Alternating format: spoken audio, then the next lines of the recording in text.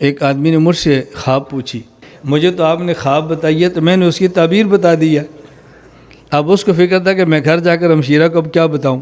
خوابوں کی تعبیر کے بادشاہ امام المعبرین علامہ ابن سیرین رحمۃ اللہ علیہ، ایک شخص نے خواب دیکھی، میں نے خواب دیکھا ہے چارپائی کے نیچے سے آگ نکلی ہے، فرمایا زمین کھودو۔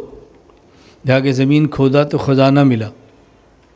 6 ماہ بعد ایک شخص آیا، کہا جی میں نے خواب دیکھی ہے، میری چارپائی کے نیچے سے آگ نکلی ہے، فرمایا سامان اپنا نکالو، کمرہ خالی کر دو۔ کمرہ خالی کیا تو چھت گر پڑی۔ شاگردوں نے پوچھا جی خواب ہے کیا، تعبیر کیوں بدلی ہے؟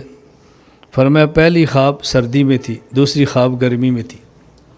گرمی میں خواب دیکھیں گے تعبیر اور ہوگی، سردی میں خواب دیکھیں گے تعبیر اور۔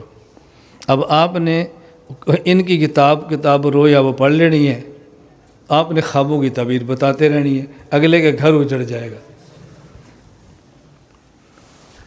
اس لیے کتابوں پڑھ کر بند خواب کی تعبیر نہیں بتاتے، یہ خواب کی تعبیر ایک فن ہے۔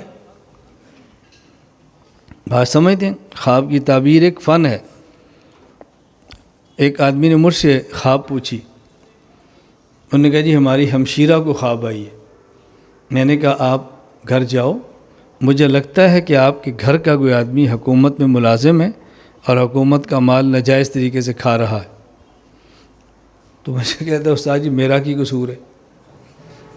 نہیں مجھے پتہ چلے خواب ہمشیرہ کو آئی ہے، ملازم یہ ہے۔